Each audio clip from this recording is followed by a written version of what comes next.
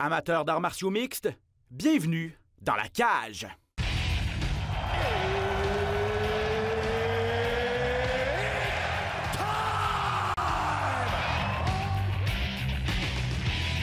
Introducing first, Benoît Baudouin, RDS Info à Las Vegas. and now introducing his opponent. C'est terminé! Victoire de Patrick Côté! Merci beaucoup tout le monde au Québec.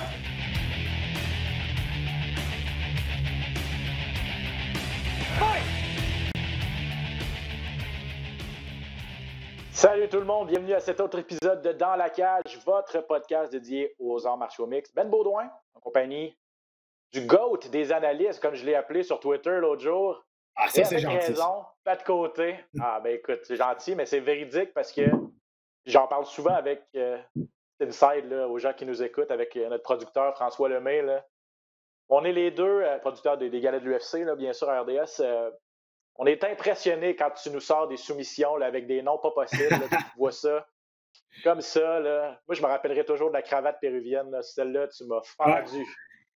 Je suis content quand ça arrive. Pour vrai, j'ai l'air vraiment intelligent quand je le cale 5 secondes d'avance. Ça n'arrive pas tout le temps, mais quand ça arrive, je regarde Jean-Paul et on se fait un petit high five et dit « Ouais, did it. » Ouais. Ah, avec raison. Bref, tes talents d'analyste ont été mis pas à rude épreuve, là, mais on les a bien vus la semaine passée. L'UFC 257, bien sûr, cet épisode de Dans la cage sera pratiquement entièrement consacré à l'UFC 257. Un gros événement télé à la carte pour partir l'année, Pat. Un gars-là qui n'a pas déçu non plus. Les retours de Conor McGregor. Quand Conor McGregor se bat, c'est toujours des gros événements. Puis je pense, commençons comme ça, Pat, parce que l'UFC ne pouvait pas vraiment demander mieux. Il y a eu Max Holloway la semaine passée qui a donné une clinique à Calvin Kattar. C'était spectaculaire. Et là, 2 combats finaux, les 2 derniers combats de la carte ont vraiment livré la marchandise. Je pense que les chiffres ont été là aussi au niveau des achats de télé à la carte. Bref, l'UFC doit se licher les babines présentement. Là. On parle de plus de 1,6 million de pay-per-view vendus pour l'événement de l'UFC 257. C'est énorme, là. On va se le dire. Tu disais que l'UFC ne pouvait pas demander mieux. Je pense, et je veux pas, moi, c'est dans ma tête ce que je pensais. Je pense que l'UFC aurait peut-être aimé mieux que Conor Gang que Poirier pour la promotion. Donc ça aurait été une soirée parfaite. Mais écoute, ça a été un gala vraiment bon du début à la fin. Écoute, il y a eu des combats de femmes aussi sur la carte principale. Ça a été très spectaculaire. Vraiment, là, la carte au complet. La carte principale, surtout, la carte a été vraiment fantastique. On va s'attarder aux 2 combats finaux. Si vous n'avez pas vu les images ou si vous n'avez pas eu la chance là, en fait, de regarder ce combat-là, on va vous décortiquer ça, vous allez voir. Là. Commençons bien sûr par la grande finale. Conor McGregor de retour après un an d'absence contre Dustin Poirier. Et ceux qui étaient avec nous la semaine passée, je questionnais vraiment le talent de Poirier, sa technique de boxe, sa rapidité avec ses points pour pouvoir rivaliser avec Conor McGregor dans l'octogone. Et que j'ai eu tort. J'ai tellement eu tort parce que finalement, ça s'est terminé par KO technique de Dustin Poirier au 2e round. Belle clinique de coups de pied. Il a vraiment investi des coups de pied à la jambe dans le premier round. Et au 2e round, on voyait que les mouvements de McGregor, il y avait beaucoup de difficultés à bouger dans l'octogone. Et aussitôt que Poirier l'a pincé, c'était terminé. Pas vraiment de toute beauté. Plan de match exécuté à la perfection là, pour l'Américain. Absolument. Plan de match établi par Mark Brown de American Top Team. Vraiment très, très bien. On a utilisé les faiblesses de Conor. Son jeu de jambes est extraordinaire. Donc, on a attaqué les jambes pour limiter ses déplacements. J'avais mentionné avant le combat que ce combat-là allait se dérouler vraiment plus au niveau de l'approche mentale de ce combat-là. Et c'est exactement ça qui est arrivé. Parce que du côté de Poirier, on a laissé passer la tempête au premier round. C'était un avantage à McGregor, le premier round. Il l'a touché solidement et on a vu que Poirier avait encaissé, mais en plein cours du combat, McGregor au premier round. Il avait mis de la pression un peu sur lui-même, mais également, il voulait peut-être essayer de rentrer dans la tête de Poirier en lui disant qu'il allait passer le combat en 60 secondes. Et c'est sûr que là, avec un an d'absence, il n'a pas été actif. Rendu au 2e round, on a vu que ça a peut-être diminué un petit peu son son engouement ou, je veux dire, sa ténacité. Il a ralenti quelque peu, mais ça, c'est beaucoup à cause des coupés dans les jambes aussi. Donc, stratégiquement, du côté de Poirier, on a bien fait les choses. On a laissé passer la tempête de première ronde. Et là, par la suite, au deuxième, on a été un peu plus agressif jusqu'à temps de passer une grosse main arrière qui a fait le dommage. Après ça, ça a terminé le combat. Mais quelle grosse victoire pour Dustin Poirier. Il reprend sa revanche. Il s'était fait knocker à l'UFC 178, mais là, il a gagné le combat parce qu'il est beaucoup plus mature, beaucoup plus d'expérience. On regarde les derniers combats qu'il a fait. Là, il y a Justin Gaethje, Eddie Alvarez. On a des gars comme Dan Hooker qui a gagné face à ces gars-là. Écoute, tous les combats à part Nurmagomedov, ces 10 derniers combats, c'est contre tous les tops et vraiment sur toute une séquence. Je suis content parce que Dustin Poirier, pour une des rares fois, c'est le bon gars qui a gagné. Tu veux dire, tu sais, le good guy, c'est le good guy qui a gagné. Même si McGregor a changé son attitude, il reste que, tu sais, souvent les good guys finissent tout le temps deuxième, mais pas cette soirée-là. Ah, good guy finish last. C'est pas une tune de Blink-182, ça? Ou en tout cas, oui. Effectivement. Puis je suis entièrement d'accord avec toi. Puis Dustin Poirier, quel ambassadeur pour son sport, mérite les vrais fans, ceux qui nous suivent à chaque semaine, ceux qui nous écoutent probablement en ce moment, qui sont des mordus d'arts martiaux mixtes, c'est sûr qu'ils connaissent Dustin Poirier, mais c'est pas une vedette grand public qui transcende les arts martiaux mixtes, comme certains l'ont été avant lui, comme Conor Lee, entre autres, comme George, comme peut-être John Jones. Dustin Poirier mérite d'être connu parce que chaque fois qu'il y avait un micro dans la bouche durant la semaine précédant le combat, puis même après, qu'il y avait un micro devant le visage, en profitait pour parler de sa fondation, de ses œuvres caritatives du côté de la Nouvelle-Orléans. Donc, on voit que c'est vraiment ça qu'il a à cœur. Et comme tu l'as dit, le bon gars qui a gagné, je pense qu'à 105, on se ramène à il y a 7 ans quand les deux ont partagé l'octogone puis Conor l'avait emporté facilement. À 145 livres, je pense qu'avec le recul, on se rend compte que c'est vraiment 155 livres, là, la vraie bonne catégorie de poids de Dustin Poirier. Parce que cette fois-ci, il a montré qu'il avait de la puissance, puis il a montré qu'il avait aussi un bon menton. C'est pas tout le monde qui est capable d'encaisser les gauches de Conor, comme lui, il a réussi à encaisser au premier round. Là. Donc, chapeau, ça aussi. Là. Absolument, mais surtout, écoute, je sais que je me répète, là, mais c'est vraiment, c'est la clé de ce combat-là, c'est la maturité et maintenant l'expérience de Dustin Poirier qui a fait la différence. C'est pas laissé embarquer par McGregor, même si McGregor a été beaucoup plus calme dans son trash talk, c'est pas laissé embarquer dans l'engouement de ce combat-là. Il est resté très focus, il est resté concentré. Il savait qu'en premier round, ça allait voler de tous les bords. Donc, il était bien préparé aussi par Mike Brown, qui est un des meilleurs coachs de la planète là, en arts martiaux mixtes, on va se le dire. Là. Ça a été un bon combattant, là, mais vraiment en tant qu'entraîneur, c'est beaucoup meilleur, là, on va se le dire. Mais il reste que, écoute, là, pour Poirier, on va en parler de la demi-finale après, là, mais on lui dit, regarde, si tu veux la refaire, on va la refaire, on va faire une trilogie ensemble. Le problème, là, présentement, c'est que l'étoile de Conor a pâli un peu. Écoute, c'est pas qu'il est sur une séquence de défaites incroyable. C'est pas là, c'est sûr, il s'est fait passer de knockout. C'est dur à avaler. Mais on dirait que son aura d'invincibilité, son aura d'intimidateur est terminée. Et ça, c'est dangereux quand tu perds cette aura-là d'un combattant qui a fait sa carrière avec ça. Parce que là, avec les prochains adversaires, là, ils vont regarder Conor et ils vont le regarder comme un gars ordinaire, comme les autres combattants, non plus comme le gars qui va te rentrer dans la tête. Le monde ne se fera plus intimider, ils ne se feront plus déranger par Conor, justement à cause de ce qui s'est passé. Avant de parler de Conor, le personnage, et de comment il a réagi toute la semaine et de la suite des choses, techniquement, dans l'octogone, on l'a vu, là, Conor, on le sait, il a une position très large avec le pied avant, donc lui, c'est son pied droit, très en avant avec une position très large, parce qu'il aime ça boxer à distance, il a une bonne portée, puis il est capable de générer de la puissance à distance. Là, on a vu que les coups de pied dans les jambes, ça l'a tué McGregor, donc McGregor doit retourner à la table à dessin puis corriger ça, parce qu'il va être susceptible, avec sa position de boxeur, il va être susceptible à ça. Oui, pour ses il s'est prochains fait combats. Exposer. Oui, il s'est fait exposer et c'est une technique qui est de plus en plus utilisée par les combattants. Et c'est le coup de pied au mollet et non pas le coup de pied à la cuisse. C'est vraiment le coup de pied au mollet. Là. De plus en plus, on voit les combattants utiliser cette technique-là. L'année passée, en 2020, il y a 2 combattants qui se sont fait finir par des coups de pied dans les jambes à cause des coups de pied au mollet. C'est extrêmement douloureux. C'est pas seulement lancer un coup de pied. Il faut que tu le pratiques parce qu'il faut que tu ailles entourer la jambe, non pas d'arriver à tibia, là, parce que ça ne fera pas de dommages, ça va juste faire mal. Là. Et si tu es capable de vraiment avoir cette technique-là, tu gèles, il y a un petit muscle à côté du tibia, là. Tout ça, puis il y a un nerf aussi, tu gèles la jambe et c'est une douleur qui ne s'en va pas. C'est une douleur qui persiste et à un moment donné, tu n'es plus capable de mettre du poids sur ta jambe et là, tu deviens vulnérable. Qu'est-ce que tu as pensé, Pat, de McGregor, son attitude? Moi, j'ai aimé son attitude avant le combat. Tu l'as dit, beaucoup moins arrogant. Mais aussi, après le combat, il a vraiment dit j'accepte la défaite, je me suis fait battre par le meilleur homme ce soir. Il a redit qu'il respectait énormément Dustin Poirier, puis il a dit regardez, je vais continuer à travailler fort, puis je vais revenir. Je veux revenir, puis vous allez me voir en 2021. Tu m'aurais dit ça il y a 3-4 ans, jamais Conor, j'aurais pensé qu'il aurait réagi comme ça après une défaite, là, avec autant de sérénité.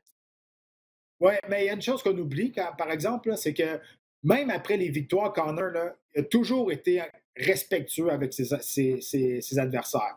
Il prenait le micro, il lançait des challenges à d'autres mondes, mais il donnait tout le temps du crédit à son adversaire. Moi, je l'ai rencontré, Conor, backstage. C'est un gars qui est super gentil, super respectueux. Il te serre la main, il te regarde dans les yeux. Et quand c'était le temps de faire la promotion du combat, il n'y en a pas un qui était capable de l'égaler. C'était un des meilleurs. C'est pour ça qu'il est rendu multimillionnaire aujourd'hui. Donc, il a compris de comment de se vendre. Il a compris que lui, c'est un petit business. Et là, maintenant, ce business n'est pas en faillite, mais il reste qu'à pogner un creux de vague. Là. On s'entend, là. Donc, là, il va falloir qu'il se rebâtisse. Je pense pas que la bonne raison, la bonne façon de lui de revenir, c'est de revenir comme il était avant. Parce que ça, on l'a déjà vu. On l'a déjà vu. Ça dépend contre qui va se battre aussi, là. Mais ça, on l'a déjà vu. Je pense que son approche a été bonne. Le premier round, il l'a remporté. Ça allait super bien. Il était précis. On voyait un Conor comme s'il n'avait jamais perdu. Mais c'est l'activité qui l'a manqué, d'être actif dans l'octogone. Et ça, c'est venu la rechercher au début du deuxième round. C'est comment être... tu as bien beau faire tout ce que tu veux en entraînement au gym. Quand la porte de l'octogone se ferme dans un vrai combat, là, ça va 10 fois plus vite. Puis à un moment donné, le premier round, t'es dedans, t'as les papillons, puis t'es hype. Mais après ça, là, un coup que le premier round est passé, OK, là, il y a plein d'autres affaires qui rentrent en ligne de compte. Et là, tout ce hype-là, ces papillons-là sont partis. Là, il faut que tu embarques sur la deuxième gear, sur la deuxième vitesse. Et c'est ça que Conor n'a pas le capable de faire. Puis c'est ce qu'il a expliqué. Il ne faut pas oublier qu'il y avait 40 secondes là, de temps d'octogone dans les 3 dernières années ou à peu près là, avant de monter dans l'octogone avec Poirier. Fait qu'effectivement, ça l'a peut-être rattrapé. Puis en tout cas, c'est une des raisons que lui a sorti après le combat. Mais, Pat, petite parenthèse, là, parce qu'on va continuer de parler de l'UFC 255. Comme je vous l'ai dit, cet épisode d'aujourd'hui est pas mal consacré à ça, là, ce gros événement. On va en parler non seulement Pat et moi, mais avec, entre autres, notre prochain invité, parce qu'on a plein de sujets à aborder avec lui. On a la chance d'avoir avec nous Marc-André Barriault qui peut se joindre à la discussion. Marc-André, d'abord, est-ce que tu as regardé l'UFC 257 la semaine passée? Puis si oui, tu as pensé quoi de la performance de Dustin? Il a battu Conor McGregor en grande finale. Ah oui, certainement, j'ai regardé ça là, attentivement. Depuis que les gars-là ils ont recommencé il y a quelques semaines, ça fait du bien à tout le monde là, de revoir ça devant nos écrans pour se divertir. Puis moi, je regarde ça avec un œil plus particulier à cette heure, là, étant donné mon mindset là, qui est à une autre place. Mais pour ce qui est du combat principal, j'ai vraiment aimé voir la belle démonstration de cœur que Dustin a apporté dans le combat. Puis McGregor, moi de mon côté, j'ai senti un McGregor peut-être déconcentré, puis peut-être pas dans le même hype qui est habitué de nous amener. Mais une chose est sûre, c'est que le respect puis la classe qu'il a démontré avant et après, c'était vraiment impressionnant. Là. Messieurs, je vais vous poser la question à tous les deux. Est-ce que l'UFC est mieux avec Conor McGregor ou sans Conor McGregor? Parce qu'on sait que l'Irlandais laisse vraiment personne indifférent. Marc-André, d'abord. C'est sûr que l'UFC, c'est une grosse machine. Eux, quand il y en a un qui fait l'affaire, ils vont s'accrocher après, mais on sait très bien qu'on est bon jusqu'à temps que ça y aille un peu moins bien, puis il y a quelqu'un d'autre qui va être prêt à reprendre cette place-là que tout le monde convoite. Fait que c'est sûr que McGregor a changé le sport à jamais. mais ça a juste ouvert la porte à d'autres futures vedettes, stars, icônes du sport. Puis je pense que Dana White, c'est un gars qui l'a démontré là, qu'il ne se laissera pas mener par une seule individu. C'est lui qui décide qu'est-ce qu'il veut faire avec ça. Puis c'est le fun de le voir, par exemple. C'est le fun de voir McGregor, tout ce qu'il apporte, la créativité, puis toute sa personnalité là-dedans. Fait que non, moi j'aime ça le voir avec nous autres. Là. Ouais.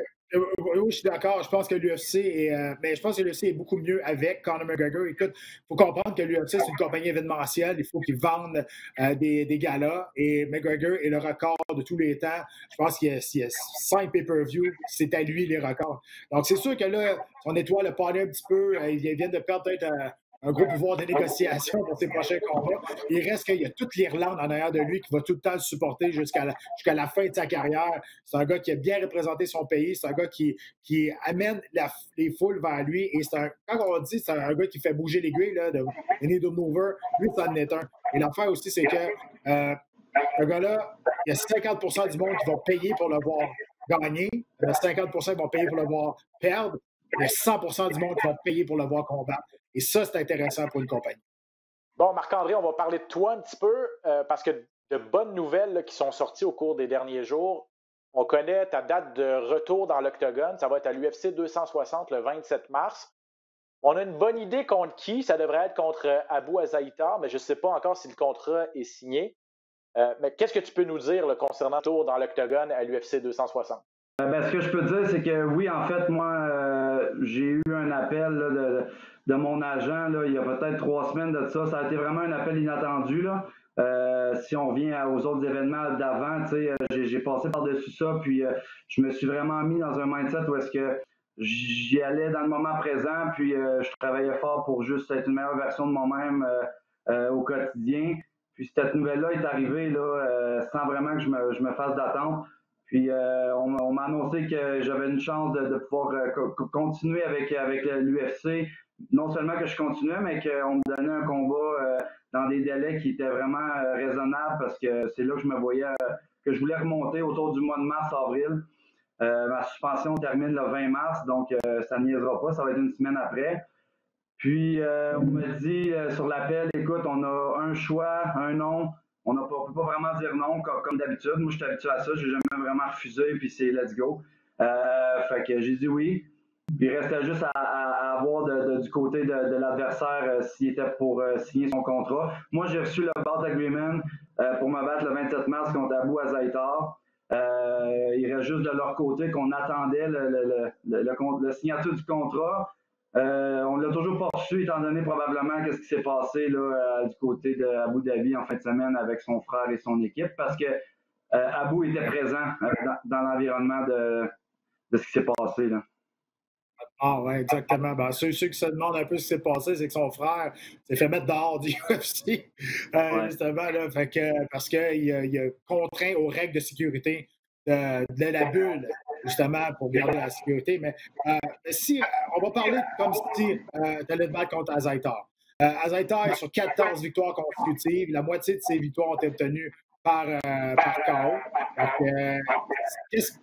Qu'est-ce que tu connais de lui? Il ne s'est pas battu depuis 2018, donc c'est sûr qu'il n'a pas été très actif. C'est pour ça que peut-être que le monde ne connaisse pas très bien ou bien non, la lumière n'allume pas tant que ça. Mais qu'est-ce que tu connais de lui? Et j'aimerais que tu me parles comment tu t'es préparé comment tu t'es préparé un petit peu dans le vide parce que tu ne savais pas quand ça allait arriver. Et avec les mesures, maintenant, on sait que tu es retourné à Gatineau. Comment ça se passe, ça, ton entraînement? En fait, pour du côté de l'adversaire Abu Azaitar, je ne le connaissais pas non plus. J'ai appris que il y avait un frère aussi qui était à l'UFC. Lui, il s'est battu une seule fois à l'UFC. Il a gagné par décision, mais j'ai regardé un peu plus long son pédigré et son style. J'ai regardé un peu ses médias sociaux. J'ai vu un peu à quel genre de personnalité que je pouvais que j'étais pour me frotter, on peut dire. Un gars, des gars qui aiment ça beaucoup flasher, puis il aime vraiment ce style de vie-là. Côté sportif, c'est un athlète très puissant, explosif.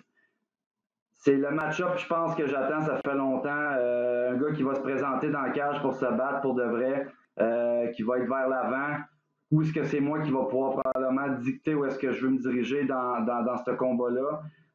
Très dangereux, mais j'ai toujours été très alerte aussi. Puis juste de pouvoir m'exprimer avec un gars qui est là pour se battre pour les bonnes raisons. Ça a l'air d'être un bagarreur naturel, étant donné un peu son lourd passé criminel. Donc, peut-être qu'il va se laisser emporter par les émotions, mais moi, ce que j'en suis rendu présentement dans ma tête, dans mon entourage et dans mon cœur, ça va faire la différence maintenant. Puis, oui, c'est ça. Pour ceux qui me suivent, il y a eu beaucoup de changements de mon côté. Déménager de la ville de Québec pour m'en venir à retour aux sources à Gatineau. Je l'avais fait un petit peu avant mon dernier combat. Ça avait été condensé, mais ça avait été payant. Donc là, cet été, j'ai vraiment pris la décision de m'en venir ici. En fait, mon cœur, ça s'est emmené ici. Tout s'est mis ensemble. Puis ça fait déjà quelques mois que je suis ici, puis je me sens à ma place là, plus que jamais. Écoute, j'ai travaillé sur bien des choses, dont justement y aller au jour le jour, vivre le moment présent, c'est-à-dire pas me mettre d'objectifs élevés, trop compliqués. J'avais beaucoup de choses à régler, ça a été fait. Pour ce qui est du combat, je m'étais dit, regarde, je veux juste travailler certaines petites affaires, c'est une pause qui va faire du bien.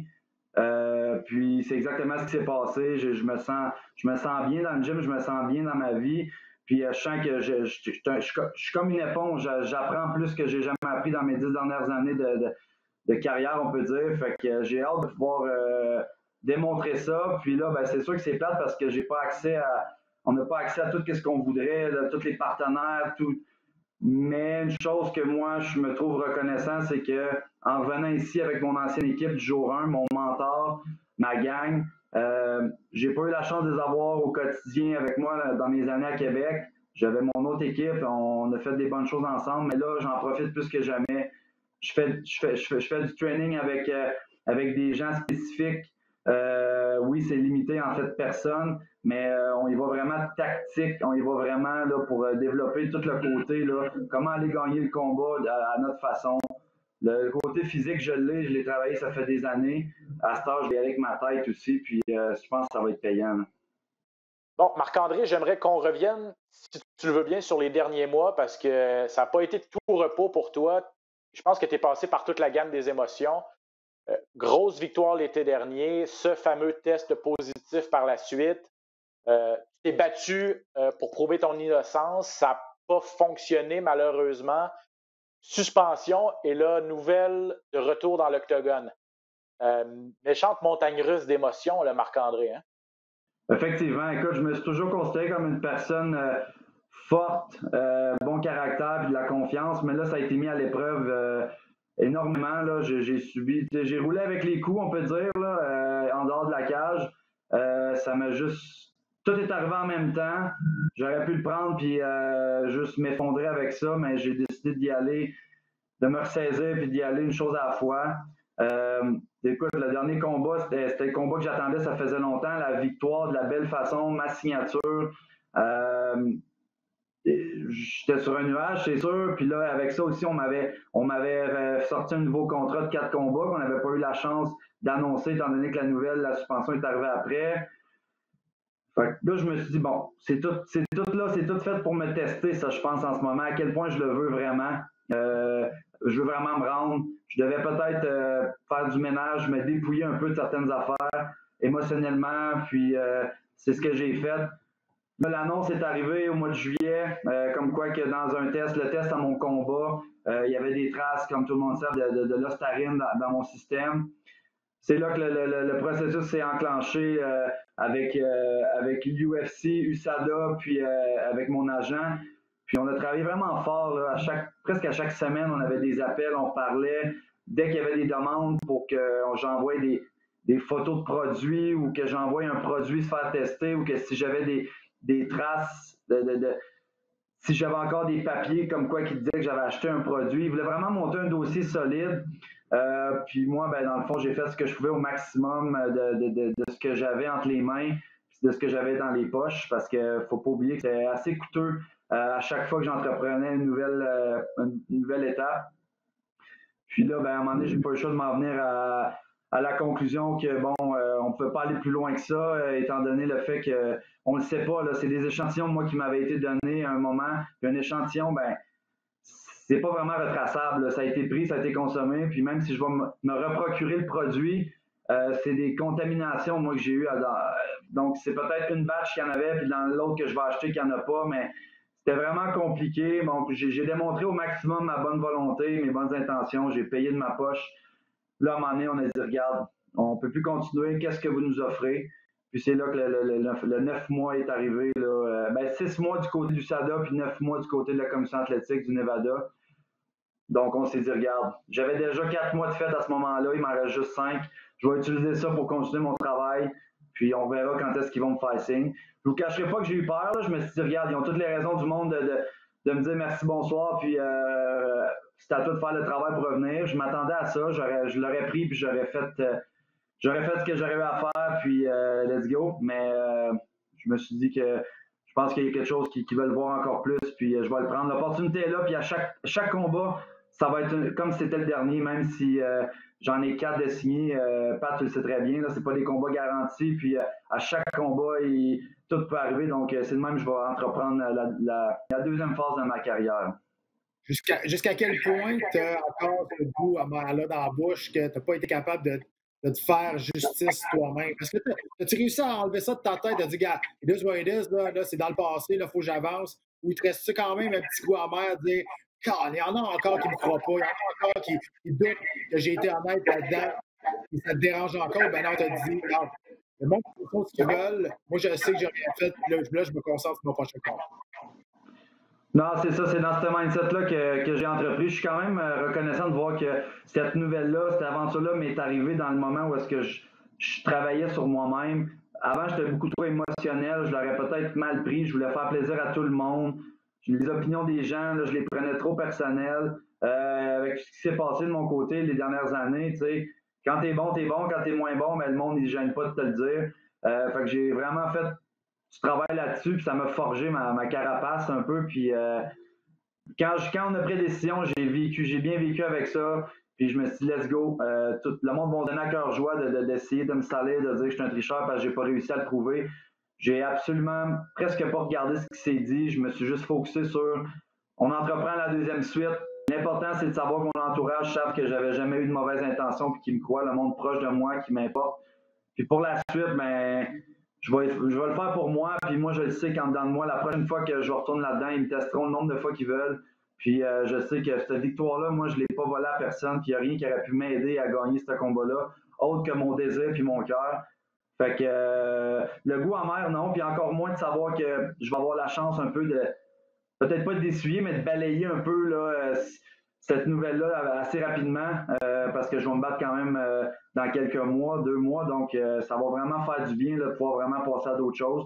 Puis encore une fois, je le répète, le monde se souvient juste de la dernière affaire que tu as faite. Donc, on va être bon peut-être pour continuer dans le positif puis avancer là, dans les bonnes directions. À quel point, justement, Marc-André, tu t'approches le prochain combat avec une pression, c'est-à-dire la pression de faire oublier cette mésaventure-là aux fans, aux amateurs, mais la pression aussi de prouver à tes boss et à l'UFC que tu mérites ta place. Que tu l'as dit, c'est pas des contrats garantis. Et là, malheureusement, ta fiche à l'UFC, c'est aucune victoire, 3 défaites, une nulle technique.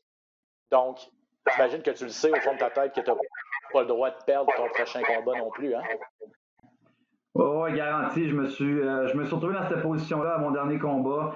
Je l'avais abordé en me disant, tu sais, ça revient même dans mes jours chez TKO, quand je me battais, je défendais ma ceinture, t'as pas le droit à l'erreur, tu sais, c'est comme si après, tu redescends de ton nuage, t'es presque plus rien si tu perds ta ceinture. Donc, j'ai déjà fait face à l'adversité, puis comme ça, sauf que là, à ce temps, je vais le faire pour moi-même avant tout. Je veux aller là puis m'amuser. Je veux travailler fort à mon quotidien pour que, mec, j'arrive là, j'enjoy juste le moment, peu importe ce qui va arriver. Je pense que le mot d'ordre présentement, moi qui m'aide, c'est adaptation.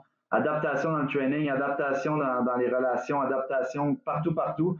Fait que le combat soit à Vegas, à Abu Dhabi, n'importe où, pas de foule, une foule, je vais m'adapter, puis je veux juste faire en sorte que, en dedans de moi, la préparation a bien été, je suis à la bonne place dans ma tête, mon corps il est prêt. puis on y va là-dedans. Puis oui, montrer à mes patrons que quand l'appel arrive, que non seulement je dis oui, mais que je livre la marchandise. Moi, c'est ce que je veux. Puis je vais le démontrer le 27 mars. Là. Bon, ben excellent, Marc-André. Merci beaucoup. Je ne prendrai pas plus de ton temps. Moi et Pat, on va continuer notre conversation. On a beaucoup de choses à parler de l'UFC 257, entre autres. On va te laisser aller là-dessus, en espérant en tout cas que le contrat revienne signé de l'autre côté. Je l'ai appris l'histoire du frère d'Abou Azaïtar. Je n'avais pas vu ça passer. Donc, en espérant qu'il accepte en fait de croiser le fer avec toi dans l'octogone au mois de mars. Sinon, ce sera peut-être un autre adversaire, mais Marc-André, en tout cas, on va te souhaiter bonne chance dans ta préparation, puis on a très hâte de te revoir quand même à l'UFC 260. Salut Marc-André, merci. Merci les boys, merci votre support, let's go. Ça marche, à bientôt. Bye. Pat, peut-être un mot sur Marc-André. Je pense qu'il est dans une bonne place quand même. Puis il l'a dit, c'est vrai. Là, à son dernier combat, il n'avait pas plus droit à l'erreur, puis il a gagné de belle façon. Nonobstant tout ce qui s'est passé par la suite, s'il est capable de faire le même genre de performance, il va peut-être sécuriser son emploi. Donc, c'est pas la première fois qu'il se bat sous pression. Là. Non, puis, tu sais, je pense qu'il faut qu'il le fasse pour lui. Là. Et pas pour effacer ce que le monde pense de lui, pas pour. Peu importe. Je veux dire, ce que le monde pense de lui, ça leur appartient. Il ne peut rien faire pour ça. Donc, tu sais, lui, il sait, dans sa tête, s'il est coupable ou pas. Et il a essayé de le prouver qu'il n'était pas. Donc là, après ça, ben regarde, it is what it is. Tu ne peux pas contrôler ce que le monde va penser. Donc là, il faut qu'il mette ça de côté et qu'il se concentre sur le prochain combat parce que même s'il pense encore à ça ne change rien sur la performance ou encore pire, ça va changer quelque chose, mais il va être trop stressé parce qu'il va vouloir trop bien faire pour prouver au monde que c'était pas une chance le dernier combat qu'il a fait, la dernière victoire. Donc, oui, je pense que présentement, il a fait. Je connais un petit peu Marc-André, il a fait beaucoup de ménage dans sa vie personnelle aussi. Il a fait beaucoup de. Au niveau personnel, je pense qu'il a grandi dans les derniers mois. Je pense que ça l'a fait grandir aussi, cette épreuve-là, comme quoi que ça a été difficile. L'opinion des gens, comment que ceux proches de lui l'ont cru puis l'ont supporté aussi. Donc, maintenant, il sait c'est qui le monde qui sont importants autour de lui. Parce que quand tu gagnes, là, il y a beaucoup de monde autour de toi. Mais quand ça va pas bien, c'est comme si tu ouvres une lumière et il y a des coquerelles. Là. Ça disparaît. Mais ceux qui restent, là, tu sais, drette, là, c'est qui tes meilleurs amis. Puis là, aujourd'hui, je peux te le dire, là, avec ce qui est arrivé, il sait pas mal. Oui, il sait qui sont les coquerelles puis qui sont les vraies personnes, oui, effectivement. Tu as raison. En tout cas, bref, la meilleure des chances à Marc-André pour ce retour, on l'espère. Je ne sais pas c'est quoi l'histoire de Hotbat Azaïtar, qu'est-ce qui est arrivé? Ben, je vais le conter, l'histoire, parce que... Oui, vas-y, c'est bonne idée. On en a parlé pour que le monde... Hotman Azaïtar, il se battait à l'UFC 257 et il se battait contre, je me souviens plus qui, peu importe. Et finalement, son adversaire s'est battu, il a perdu, là, mais il se battait. C'est celui qui devait se battre contre Frivola, hein? Exactement, Frivola, exactement. Donc, lui, ce qu'il a fait, c'est qu'il a coupé son bracelet qui dit que tu es un combattant et que tu es dans la bulle sécuritaire et il l'a donné à des amis pour qu'il y ait des passes gratuites. Et là, ça a été une histoire complètement débile. Ses amis ont passé par des balcons, ils ont descendu des balcons, puis là, ils sont allés porter un sac dans sa chambre. Mais on ne sait toujours pas c'est quoi ce sac-là. Même Dana White ne le sait pas. Ce sac-là est encore avec les autorités pour études ou enquêtes ou whatever.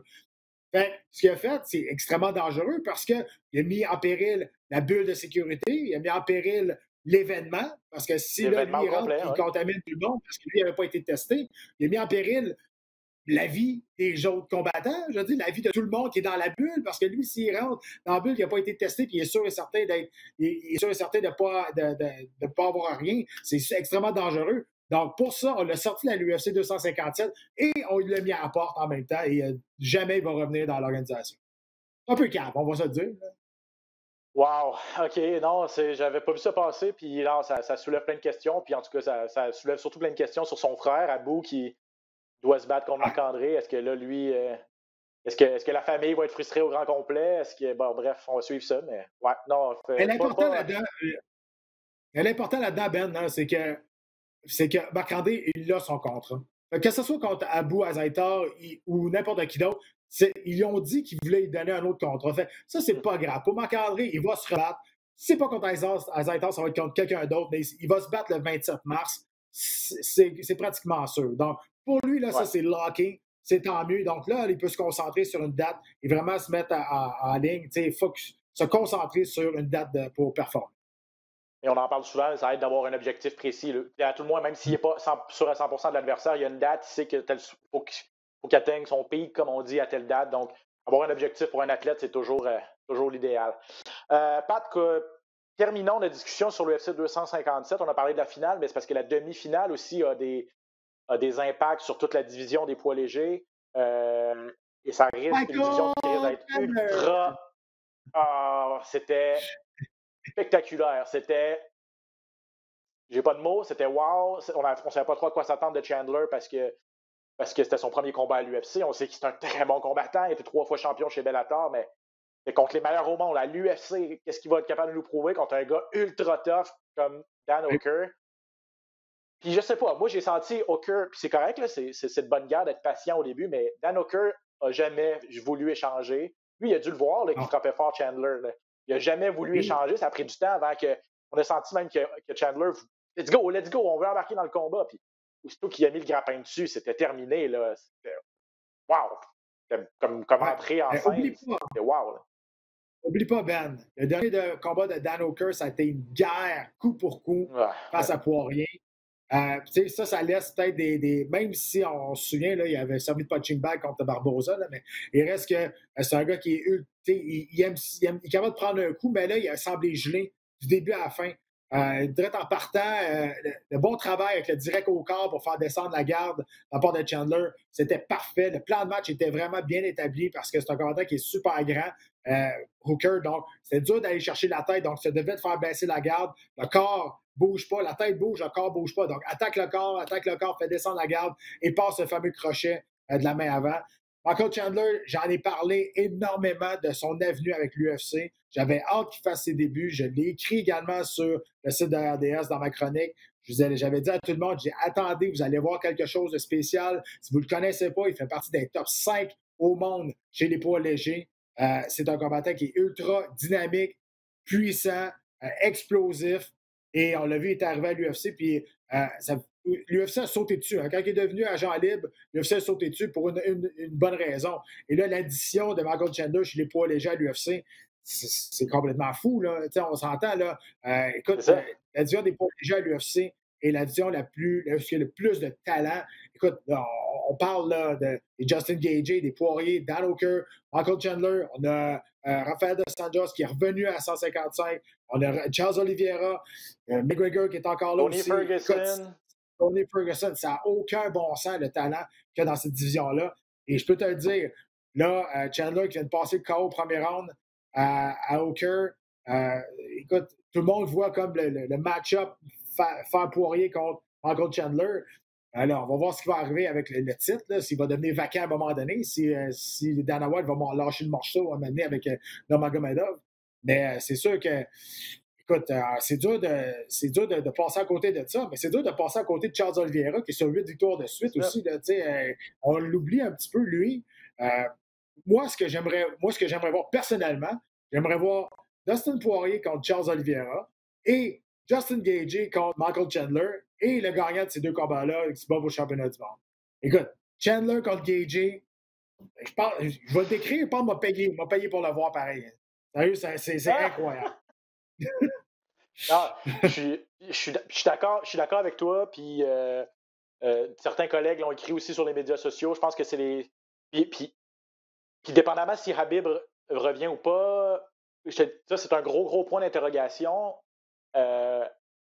Habib avait dit, bon, est-ce qu'il l'a dit vraiment ou c'est Dana White qui l'a dit, qui lui a mis les mots dans la bouche, ça reste à voir. Mais apparemment, c'était, si je vois quelque chose de spectaculaire, je vais peut-être revenir défendre ma ceinture. Là, il y a le choix. Là. Il y a Poirier qui a passé un KO, puis il y a Michael Chandler qui a passé un knockout.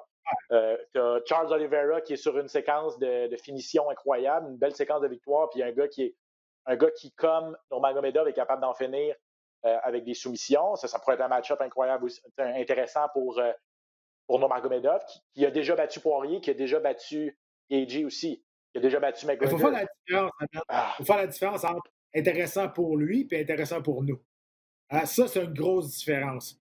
Ce que je veux dire par là, c'est que les combats intéressants, on aimerait bien ça voir Khabib contre Charles Oliveira. Est-ce que ça le motive tant que ça? Il a dit après le gala, il a dit à Dana White, il dit honnêtement, là, ces gars-là ils m'arrivent même pas à achever. Il n'a pas été impressionné par ce qui s'est passé. Il l'a mentionné, il dit je suis vraiment à bord de tous ces gars-là. Ça ne tente pas d'en revenir. Puis en plus, il a fait une promesse à sa mère. Moi, je serais bien curieux. Je serais bien surpris de le voir revenir, vraiment. Là. Puis honnêtement, même si Poirier a fait une belle performance, je ne le vois pas battre Nurmagomedov. Charles Oliveira, écoute, oui, il y a des bonnes soumissions, mais il reste que quand tu as Khabib par-dessus toi et qu'il te met de la pression, puis il te frappe, puis tu n'es pas capable de respirer 2 secondes, c'est dur de bouger pour aller chercher des soumissions. Écoute, ça pourrait arriver, mais je serais surpris. Puis Chandler, c'est un bon lutteur, mais il se ferait battre à son propre jeu, d'après moi. Fait je vois pas personne battre Nurmagomedov. C'est plate, là, même s'il en fait des belles performances. Il n'y a personne qui, pour moi, a un edge pour vraiment penser battre Nurmagomedov. Même si Chandler a dit « Moi, je me bats contre Nurmagomedov, il va être 29 et Chandler. » Non, puis sa promo, c'était spectaculaire. Là. Son entrevue d'après-combat, c'était digne des meilleurs lutteurs. À la Ric Flair, là, puis il a réussi en à peu près 25 secondes à caler Nurmagomedov, McGregor, Poirier, tout ça. On va revoir ça rouler dans les promos de l'UFC pendant des années, là, à chaque fois qu'il va se battre, ça va être beau. Là. C'est bien fait. Puis il a bien fait, puis il a prouvé qu'il avait sa place, puis je suis d'accord avec toi. Puis comment moi je vois ça, c'est la ceinture va être vacante quelque part dans les prochains jours. Là. Je pense qu'on n'aura pas le choix à un moment donné pour pas non plus geler la division pendant super longtemps. Puis je pense que ça va être Oliveira contre Poirier pour le titre. Probablement pour le titre d'aspirant numéro 1, ça risque d'être Gaethje contre Chandler. Là, c'est sûr que McGregor peut-être contre Ferguson. Ça serait drôle. Ça. McGregor contre Ferguson. Il y a des match-ups intéressants. Là. Ouais. Ben, tu sais, on parle aussi de Nate Diaz qui veut revenir. Écoute, peut-être faire une trilogie avec Nate Diaz. L'important là-dedans, c'est que McGregor a dit qu'il allait revenir. Inquiétez-vous pas, je vais revenir. Bon, on va voir ce qui va arriver dans le futur. Là. On a besoin de ça pour vivre, malgré qu'il y a un train de vie qui a besoin d'argent. Là. Mais il reste que McGregor a dit ça y prenait plus d'activité pour revenir où ce qui était avant. Donc, je pense qu'il reste 3 combats sur son contrat ou quelque chose comme ça. Fait que je pense qu'il va vouloir revenir. C'est sûr et certain qu'il ne veut pas s'en aller comme ça. Il ne veut pas s'en aller en une défaite qui s'est fait knocker. Il y a trop de fierté en dedans de Conor McGregor. Bon, qu'est-ce qui reste présentement? C'est sûr que c'est plus le money fight. Il va toujours attirer McGregor. Mais c'est plus le fight qui va te faire avancer comme avant. Parce que là, il y a aussi l'aspect, puis tu me fais penser à quelque chose, c'est que là, il s'est battu en finale. Ça fait 2 fois là, qu'il se bat en finale d'un gala pay-per-view qui n'a pas de ceinture en jeu. C'est quand même lui qui est en finale. Et puis c'est correct, tout ça, mais là, parce que comme tu dis, il perd des plumes. Là, est-ce qu'on peut encore le mettre en finale d'un gala pay-per-view? Mettons qu'on fait Tony Ferguson contre Conor McGregor. C'est numéro 5 contre numéro 6, là, à peu près, chez les poids légers. Est-ce que c'est une finale pay-per-view, selon toi? Moi, je pense que oui, là, parce que ça peut tirer peut-être plus que la ceinture des poids coqs féminins, là, mais je sais pas, comment penses-tu Conor accepterait de revenir en demi-finale pay-per-view, maintenant? Je sais pas. Je ne sais pas. Il a déjà mentionné que beaucoup de monde voulait être sur sa carte sur le pay-per-view parce que le monde achetait beaucoup et le monde avait plus d'argent dans leur poche à cause que le monde achetait pour lui. Et c'est avec raison. Il reste que la machine de l'UFC et la machine de McGregor sont tellement bien huilées pour faire une promotion de fou pour son retour. On va le voir en entraînement, on va le voir se dépasser, on va faire des vidéos d'entraînement, on va faire il va peut-être aller faire du bénévolat. Ils vont aller pousser jusqu'à la limite pour aller chercher la sympathie du monde Et c'est comme ça qu'on va remettre McGregor dans un combat main event, dans un pay-per-view. Je pense que c'est la seule façon de réattirer le monde à vouloir acheter autant pour avoir McGregor. Déjà, son attitude a changé, mais là, il vient de se faire knocker. Il va falloir qu'on bâtisse toute une histoire autour de son retour, mais ça, ils sont capables de le faire. Ouais, ils sont capables de le faire, effectivement. Bref, je m'attends à une grosse année, Pat, 2021 chez les poids légers, parce que regarde ça dans tous les sens. Là, on a fait des prédictions, on a fait des hypothèses, mais regarde ça dans tous les sens. Toutes les combinaisons sont bonnes. Puis on a l'impression que dans le top 5, peut-être même le top 7, tout le monde peut battre tout le monde, là, dépendamment si c'est une bonne journée ou pas. Hâte de voir un casse-tête pour les matchmakers de l'UFC. Un beau casse-tête. Et un beau casse-tête pour les amateurs aussi. Ben, c'est sûr, quand tu as trop d'options, c'est toujours le fun. Mais là, ça va commencer à devenir un peu plus ardu au niveau des négociations. Mais ça, c'est tout à l'avantage des combattants. Puis moi, c'est sûr que je vais toujours être du bord des combattants. Donc, non, c'est bien. Puis on a vu, on a toujours parlé de McGregor. Il avait fait avancer les choses pour les bourses des combattants, et avec raison. Tu vois, là, en fin de semaine, Poirier a fait 1 million pour son combat. C'est sa plus grosse bourse à vie, là, on s'entend. Là. Je ne sais pas s'il y avait des points pay-per-view, mais il a fait 1 million de bourses, ce qui est quand même très, très solide. Puis les autres, Chandler a fait 200 000, 100 000 plus 100 000. Donc, ça commence à être mieux. C'est loin, très loin d'être parfait, là, on s'entend, parce que le premier combat de la sous-carte a quand même gagné juste 13 000 10 000 plus 3 000 de commandite de Reebok. Fait que, non, mais ça va être. J'ai bien hâte de voir les négociations pour qu'est-ce qui va arriver par la suite. McGregor, de toute façon, je pense qu'il est suspendu pour 6 mois là, à cause de sa blessure, puis s'est fait knocker aussi.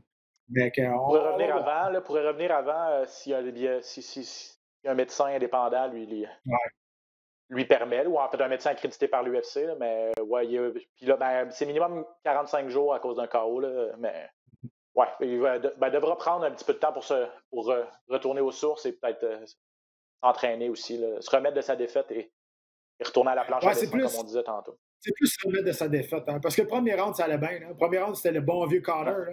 Je veux dire, ça allait bien, il était précis, il fonçait, il se faisait pas toucher tant que ça. C'est juste que je pense que le manque d'activité, justement, dans les dernières années, il veut le chercher rapidement dans le combat. Ouais.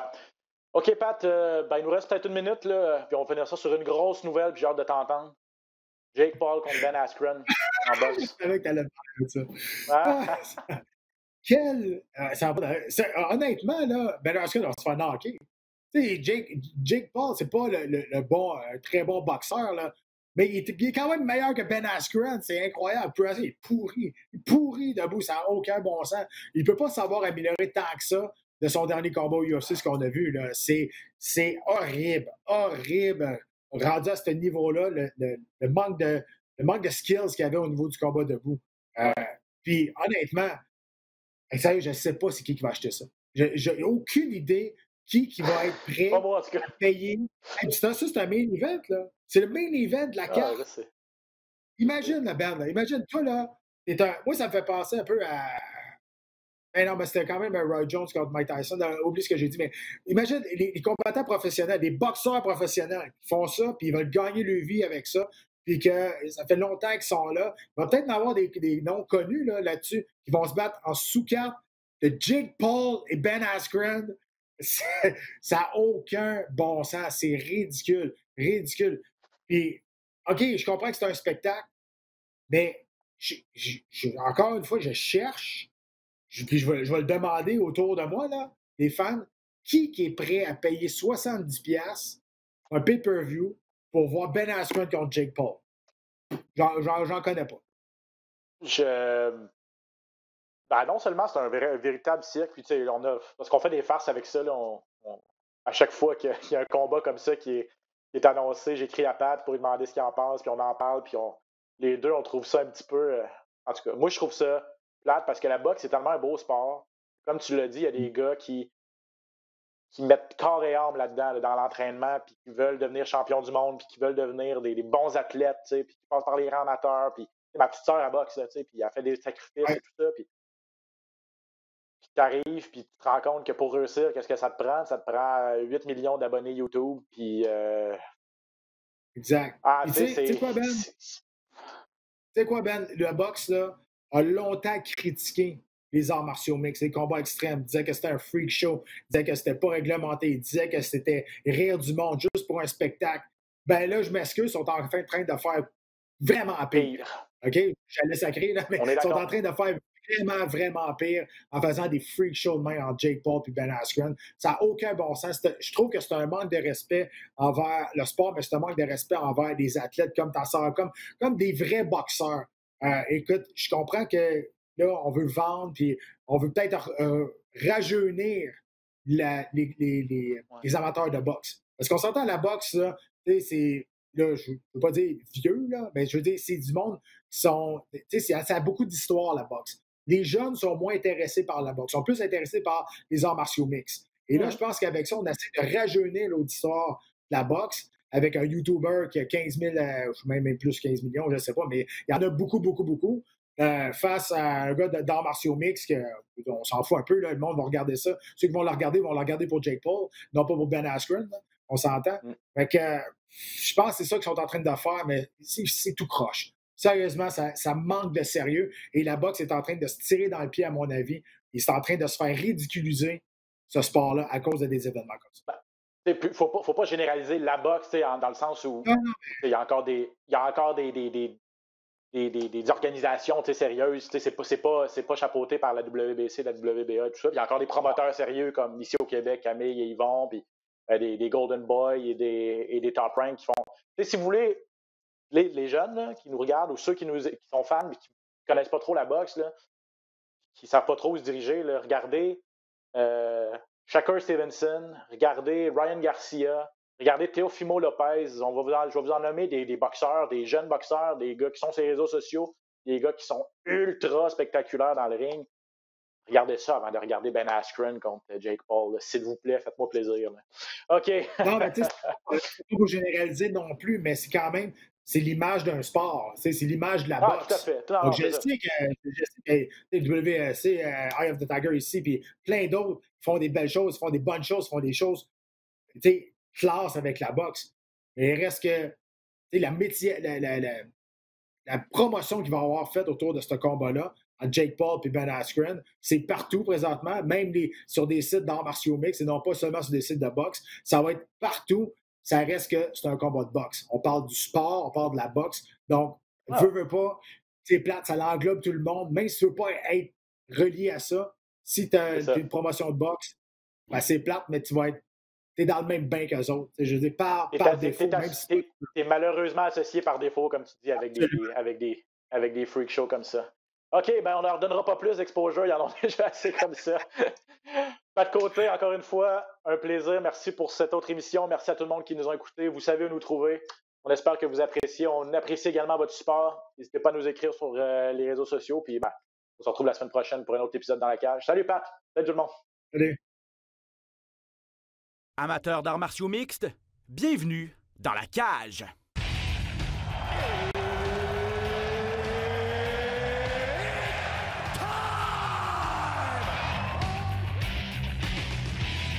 Introducing first. Benoît Baudouin, RDS Info à Las Vegas. And now introducing his opponent. C'est terminé! Victoire de Patrick Côté! Merci beaucoup tout le monde au Québec.